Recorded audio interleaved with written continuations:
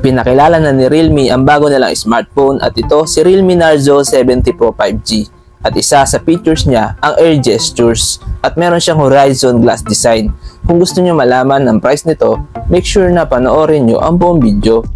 Sa ngayon, alamin muna natin kung ano ba ang pwede pa sa atin i-offer ng smartphone na to. Meron nga pala siyang 6.67-inch Full HD Plus AMOLED display with 1080 by 2400 pixel resolution, may 120Hz refresh rate, at meron siyang 2200Hz instantaneous touch sampling rate with 2000 nits peak of brightness. Ang Realme Narzo 70 Pro 5G ay may operating system na Realme UI 5.0 based on Android 14 with MediaTek Dimensity 7050 6nm chipset at may Mali G68 MC4 na GPU.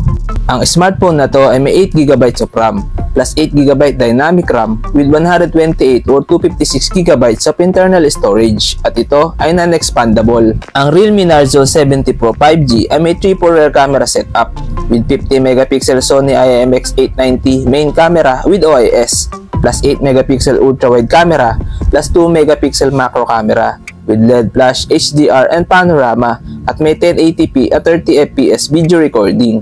Meron siyang 16MP selfie camera with 1080p at 30fps video recording. Sa battery, meron siyang 5000 mAh battery capacity with 67W super bulk charge.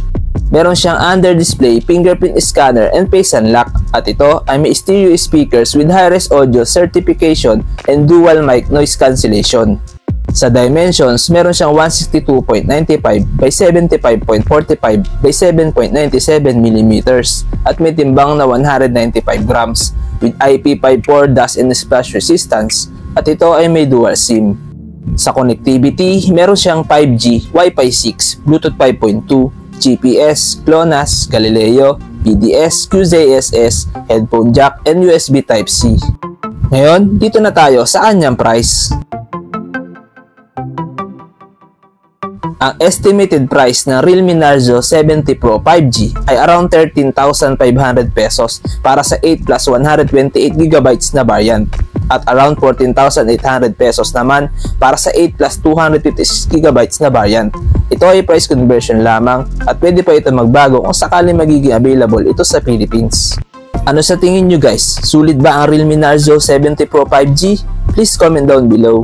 Hanggang dito na lang muna ang video na to. Huwag nyo kalimutan mag-subscribe sa ating YouTube channel para lagi kayong updated sa mga bago nating video. Maraming salamat!